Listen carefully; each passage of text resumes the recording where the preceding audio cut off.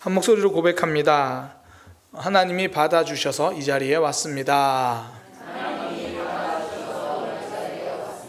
한 번 더 고백합니다. 하나님이 받아주셔서 이 자리에 왔습니다. 그 영국 소설가 중에서 이 조셉 크로닌이라는 분이요, 이 천국의 열쇠라는 소설을 썼습니다. 이 중국에 선교하는 한 신부님의 이야기를 이제 소설로 그냥 쓴 겁니다. 물론 소설이고요. 그런데 이제 그 주인공 이 신부님의 이름이 치점 신부님인데, 이 치점이라는 이름의 신부가 정말 신실하게 사역을 해요.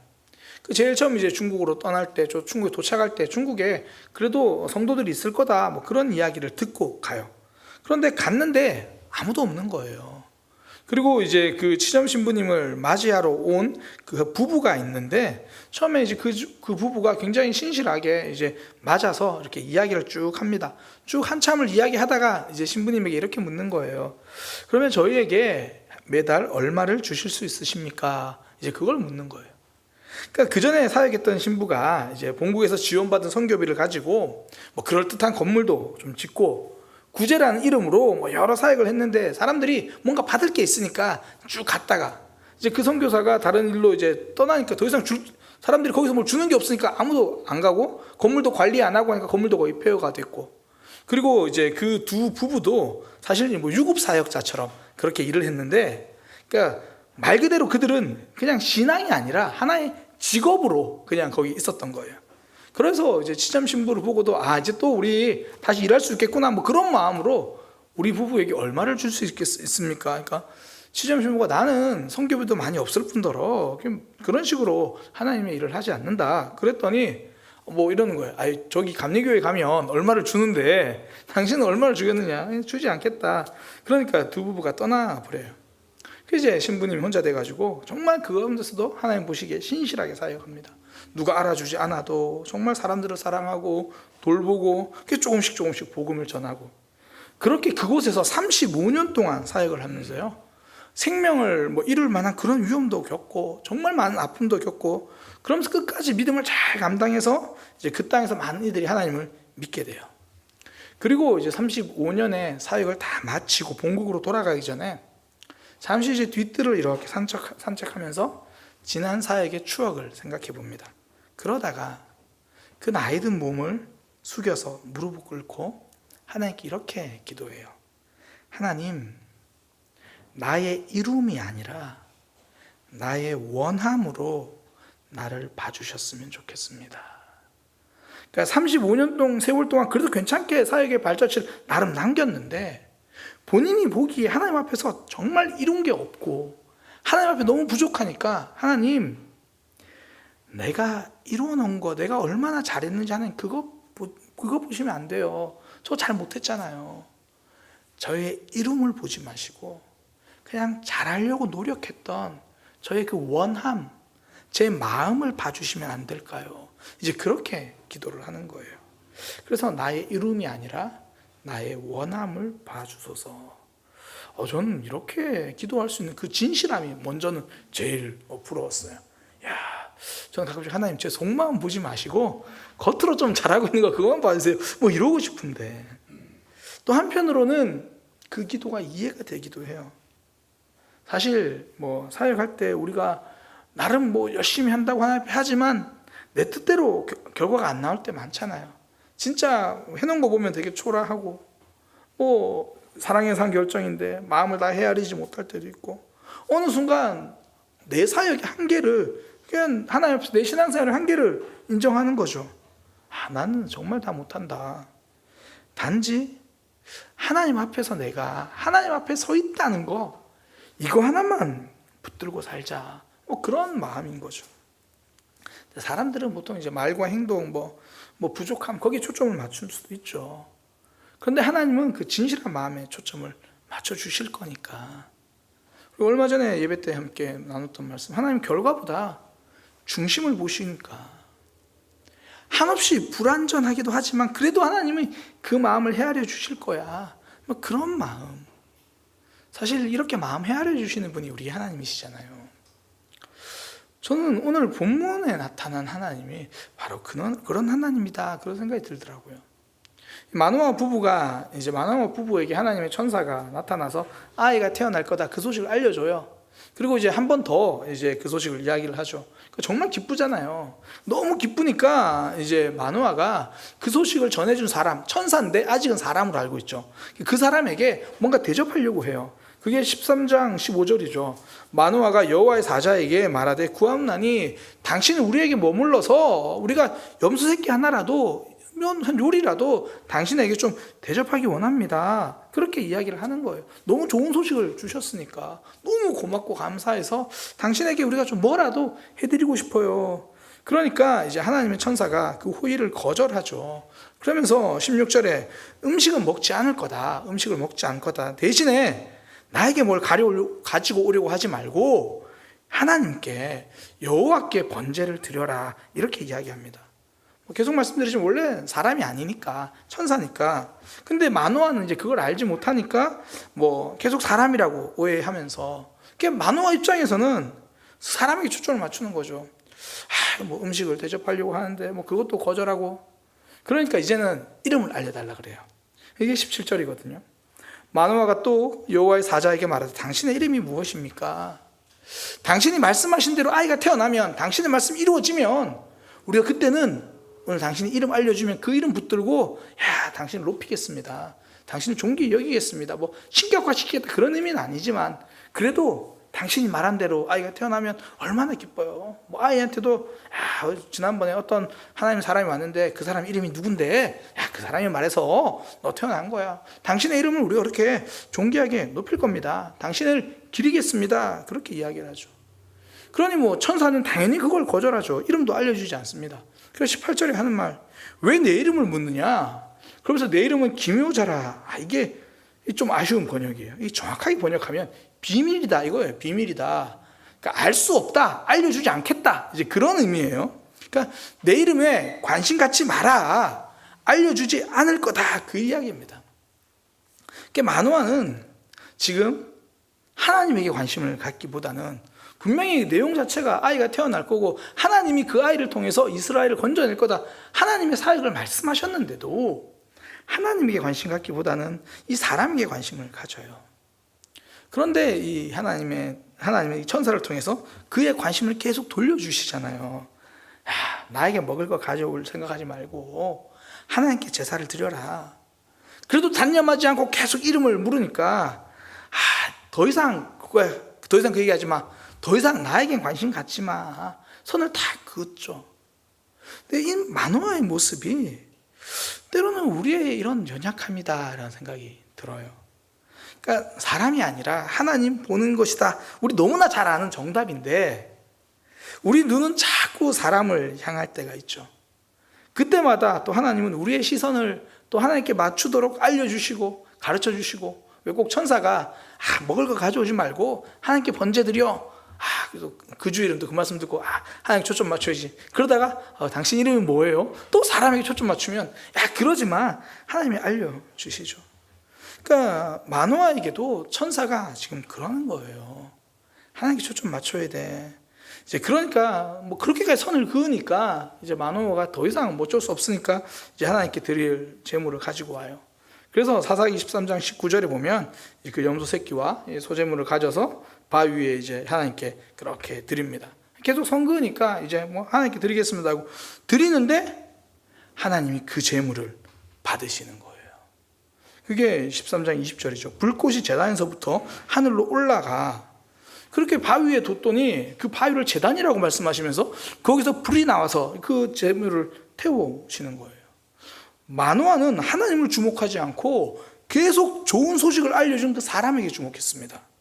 그런데도 하나님은 마노아를 꾸중하기보다는 다시 가르쳐 주시고 다시 알려주시고 그리고 그 제사를 받아주세요. 그러면서 마노아가 여전히 하나님의 사람이라고 생각했던 그가 하나님의 사자가 아니라 천사라는 것을 보여주시는 거죠. 불과 함께 하늘로 올라가는 모습, 사라진 모습을 보여줘 버립니다. 더 이상 사람에 초점 맞지 마라. 그럼에도 불구하고 그 예배 받아주시죠. 마노아의 마음을 헤아려 주시는 거죠. 하나님이 아닌 사람을 높이려는 의도라기보다는 그래도 좋은 소식에 감사하려는 그 마음 자체임을 아시니까 뭐 이게 다른 신을 섬기는 우상숭배는 아니라는 걸 아시니까 그래도 그 마음 헤아려 주시고, 그러니까 불완전한 예배라도 받아주시는 거죠. 마음을 아시는 하나님은 우리의 연약함을 받아주십니다. 그래서 오늘 이 말씀을 통해서 깨닫는 게, 예배에서는 정말 중요한 건 받아주시는 하나님을 붙드는 거구나, 그걸 깨닫습니다. 사실 우리가 드리는 예배 얼마나 부족한 게 많습니까? 저는 이걸 언제 많이 느끼냐면, 금요기도에 딱 나오면 전사님이 항상 이렇게 처음에 하시는 멘트가 거의 이제 비슷한 맥락으로 이야기를 하는데, 거의 예배에 대한 간절함을 이야기하거든요. 요즘 이런 얘기 조금 덜 하시긴 하는데, 그런 이야기, 벌써 금요일입니다. 예배 때 기도하려고 앉아보니까 내가 하나님을 찾지 않았다는 것을 알게 됐습니다. 오늘은 이제 다른 버전으로 청년들 이야기를, 이름을 팔아가면서 이야기를 하시더라고요. 그 예배에 대한 욕심이 없었다. 사실 그게 우리의 대부분의 모습이잖아요. 전사님만 그러신 거 아니죠. 그래요? 다 우리가 그래요. 우리가 정말 하나님의 사랑을 놓치고 그걸 깨닫고, 그렇게 와도 하나님이 우리를 받아주신다는 거예요. 하나님이 받아주시니까 우리가 이렇게 나온 거죠. 그렇게 하나님이 제사를 받아주시니까 또 만화는 오히려 깜짝 놀라서 두려워해요. 그동안 하나님의 사람이라고 생각했는데, 그래서 자꾸 그 사람에 집중했는데 하나님이 천사, 이거 나 큰일 났다 싶은 거죠. 그게 22절입니다. 그의 아내에게 이르되 우리가 하나님을 보았으니 반드시 죽으리로다. 하나님이 보내신 천사인데도 알아보지도 못했고, 하나님께 제사 드릴 생각도 못했고, 무엇보다 거룩하신 하나님 앞에 섰다고 생각한 자체가 이제 정말 죽었구나, 그러고 생각했어요. 그때 남편 만화를 보고 아내가 하는 말이, 받아주시는 하나님을 생각합시다. 하나님은 받아주셨잖아요. 그 이야기를 해요. 그게 23절입니다. 그의 아내가 그에게 이르되 여호와께서 우리를 죽이려 하셨더라면 우리 손에서 번제와 소제를 받지 아니하셨을 것이요, 이 모든 일도 보이지 아니하셨을 것이고, 이제 이런 말씀도 우리에게 안 알려주셨을 거예요. 우리를 죽이실 거면 제사를 받으셨겠습니까? 우리에게 이런 놀라운 일을 보여주셨겠습니까? 또 우리에게 아이가 태어날 것이라는 말씀을 주셨겠습니까? 우리를 찾아오신 것 자체가 이미 우리를 받아주시겠다는 증거죠. 우리의 번제를 받으셨다는 것 자체가 우리를 받아주시겠다는 증거가 아니겠습니까?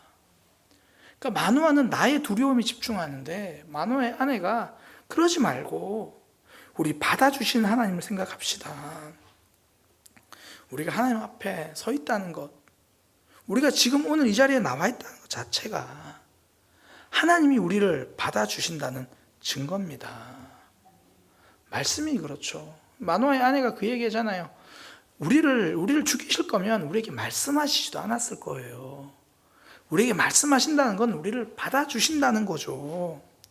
하나님이 우리에게 말씀을 주신다는 것 자체가 우리를 포기하지 않으신다는 거고, 우리를 사랑하신다는 증거죠. 어떨 때는 말씀이 너무 불편하고 내 모습만 콕 집어서 이야기하는 것 같고, 그럼에도 불구하고 무슨 말인지는 알겠는데 그렇게 살기는 너무 어렵고 어떻게 해야 될지도 모르겠고, 그러나 이 모든 것이 하나님이 우리를 사랑하신다는 증거죠. 그렇게 말씀을 해주시니까. 마노아에게도 천사를 통해 계속 말씀하시잖아요. 나를 대접하려고 하지 말고 하나님께 번제를 드려라.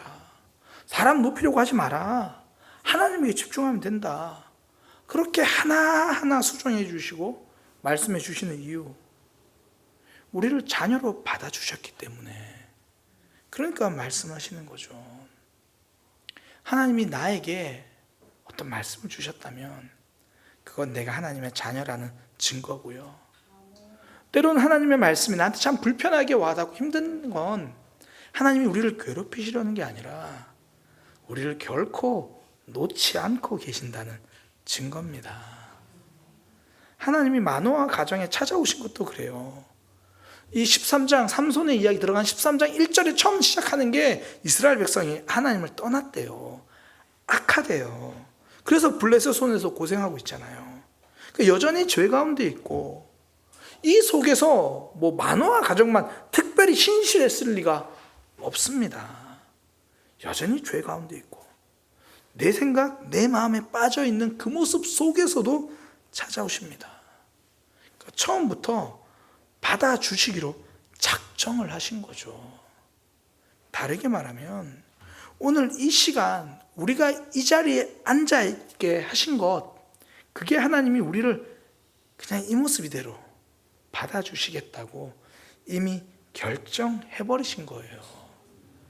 혹시나 오늘 1층 문 딱 열고 들어오는데 하나님께서 잠시만, 마음에 대한 간절함이 부족하니까 넌 밖에서 한 30분 간절함을 위해서 기도하고 들어와. 그래서 30분 더 기도하고 오신 분 있나요? 아니죠. 하나님을 향한 간절함이 있을 때도 있지만 어떨 때는 정말 간신히 와서 그냥 지친 몸 끌고 앉아 있을 때도 있어도 하나님이 우리를 불러주시죠. 입구에서 거절되지 않습니다. 하나님을 향한 간절함이 없으니까 당신 돌아가십시오. 전사님 표현대로 예배에 대한 욕심이 그렇게 없어서 뭘 할 수 있겠습니까? 당신 돌아가십시오. 이러지 않으세요. 있는 모습 그대로 부르시고 있는 모습 그대로 받으십니다. 제가 청소년 시절에 이제 새벽 기도회 갔을 때예요. 그때 들었던 찬송가가 제 마음에 정말 깊이 남아 있습니다. 지금은 이제 새 찬송가 214장인데 특히 3절이 그래요. 3절 이렇습니다. 내 힘과 결심이 약하여 늘 깨어지기 쉬우니 주 이름으로 구원해 날 받아주소서. 내 모습 이대로 주 받아주소서. 날 위해 돌아가신 주 날 받아주소서.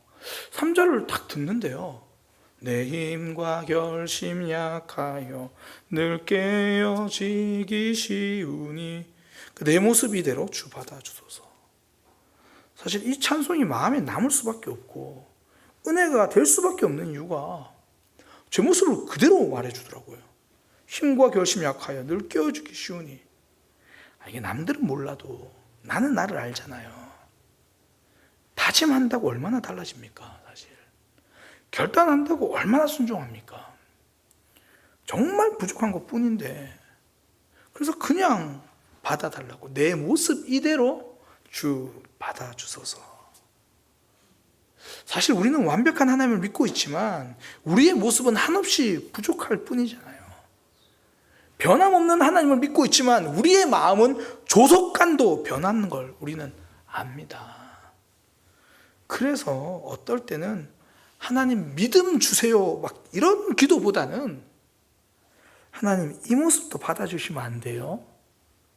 그러니까 더 믿음이 생겨서 이것도 좋지만 하나님 사실 더 믿음이 생기는 것도 좀 부담스럽고 자신 없기도 하고 잘하려고 하지만 또 넘어질 건데 이 모습 이대로 받아주세요. 정말 이렇게 기도하고 싶죠. 자신이 없으니까. 그런데도 감사하게도 하나님은 우리를 있는 모습 그대로 부르셨고 있는 모습 그대로 받아주시는 거죠.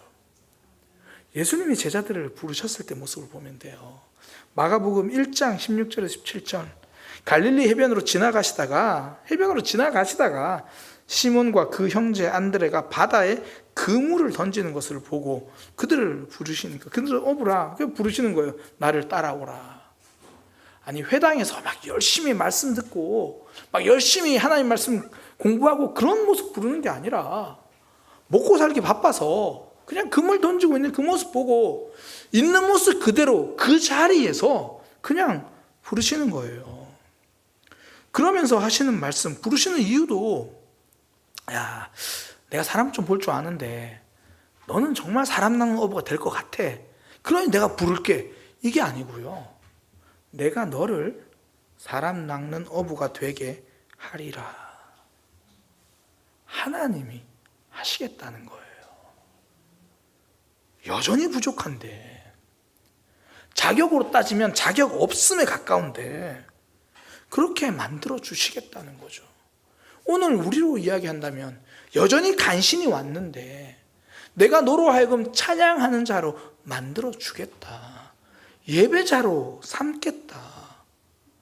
너의 한숨 소리까지 기도로 듣고 응답해 주겠다. 하나님이 만들어 주신다는 거죠. 사실 저의 지난 모든 삶을 돌아보도 그래요. 제가 이 자리에서 설교하는 목사가 되어 있는 것도 정말 하나님이 참아주셨기 때문이고요.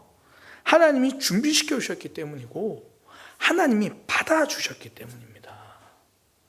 오늘 우리가 하나님께 다시 엎드려 기도할 수 있는 것도, 기도하지만 다시 범죄하는 우리를 용서해 주신 하나님. 때로는 하나님을 기대한다고 기도하지만 여전히 기다리지 못하는 우리를 품어주시는 하나님. 그 하나님 때문에 우리가 이 자리에 또 올 수 있는 거죠.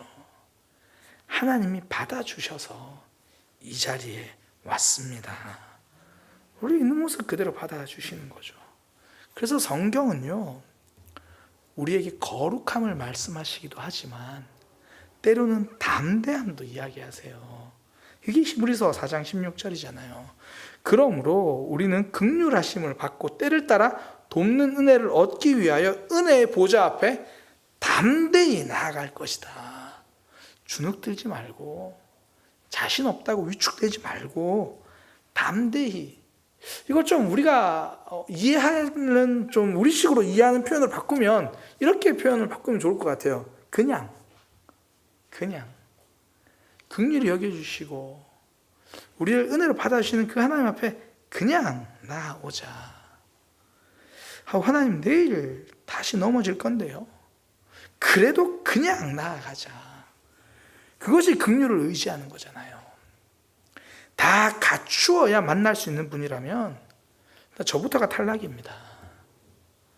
하나님은 우리를 그냥 부르셨고 그냥 받아주십니다. 어쩌면 삼손 이야기 자체가 그래요. 지난주에도 말씀드렸지만 룻과 나오미, 보아스는 순종을 통해 회복하심이 무엇인지를 보여줬다면, 삼손은 이제 은혜로 승리케 하심이 무엇인지를 볼 수 있어요. 다음 주부터 저는 어떻게 설교해야 할지 그게 고민이 될 정도로 삼손의 모습에서는 거룩을 찾기 힘들고요, 순종을 찾기 힘들어요. 이게 제가 지금 삼손 내용을 이제 설교하려고 다 본문을 나누어 놨는데 어디서 어떻게 설교해야 할지 답답할 정도로 그의 모습 속에서는 사사다움을 찾을 수가 없어요. 근데 오늘 말씀을 묵상하면서 깨닫는 게, 그런 모습이 정말 사사다움이구나. 왜냐하면 그 사람의 거룩함과 신실함이 아니라 하나님의 은혜와 긍휼이기 때문이죠. 하나님이 이스라엘 백성들에게 사사를 보내주신 것 자체가 그래요. 그들은 여전히 죄 가운데서 넘어질 때, 그들이 힘들어서 그렇게 고통 중에 신음하고 있으니까 하나님이 사사를 그냥 세워주시죠.